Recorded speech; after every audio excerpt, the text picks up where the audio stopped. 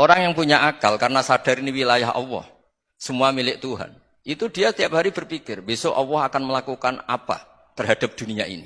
Kalau dalam kitab Hikam itu disebut al-akil mayakul madza yaf'alu wa hubi wal ghafil mayakul madza af'al.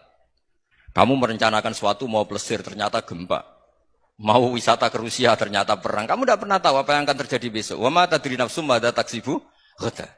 Tapi anda semua kita ini sering punya jadwal permanen. Makanya saya kalau diundang siapa saja, sana takdir. Yang jelas Gus ini acara penting. Ya masih acara penting nak pangeran ngersakno apa piye? Kok apa dadi pangeran? Kamu kok mau jadi Tuhan? Itu kadang ya kiai. Penting Gus acara ini jenengan harus memastikan bisa. Loh kamu itu yang ngajarin tauhid sesuatu itu biadillah kok bilang-bilang apa pasti. Kalau maksa terus tak tobatkan loh kamu kata saya itu. Ya kalau gitu Gus bilang insya Allah. Wah itu hati saya, fisik saya, roh saya sudah bilang insya Allah. Tidak usah kamu latih kata saya. Nah hal-hal tauhid keseharian itu gampang sebetulnya.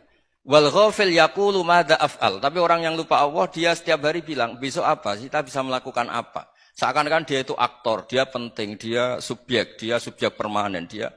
Padahal kita ini hanya objek kehendak Allah Subhanahu wa taala. Karena kita yakin sesuatu yang terjadi di alam raya ini kita tidak bisa apa-apa. Makanya saya sering ngaji, sering bilang saya. Ketika Anda mensifati Allah, dia yang menghidupkan. Sudah itu tanamkan, sehingga ketika kita mati, santai saja. Kenapa santai? Allah punya cara menghidupkan kita. Zaman kita hidup juga gak tahu caranya ngelola jantung, ngelola paru-paru. Kamu juga gak tahu ngelola oksigen yang tidak beracun, tidak ngandung polusi. Tahu-tahu hidup. Gak ingin tua ya tahu-tahu tua, gak ingin mati tahu-tahu mati. Selama ini kita hidup juga gak tahu apa sebetulnya. Hanya gaya tok, punya jadwal, punya planning. Kalau kamu bisa menentukan pilihan Anda, pasti Anda istrinya cantik, 4 neriman semua, kona'ah semua. Nyatanya enggak kan?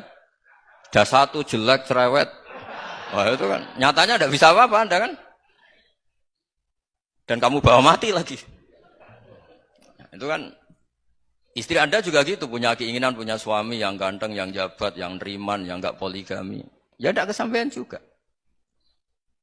Kalau kita ngitung tingkat kegagalan kita itu gagal terus.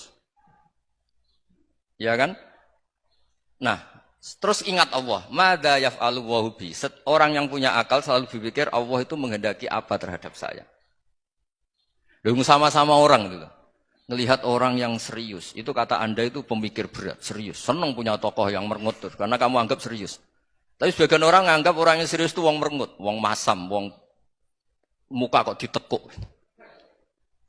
Jadi sama itu hati ya muqallibal qulub tsabbit qalbi ala dini, karena kita enggak tahu cara berpikir kita tentang orang lain, tentang sekeliling kita.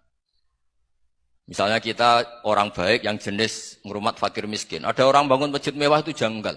Apa artinya masjid mewah kalau banyak orang kelaparan?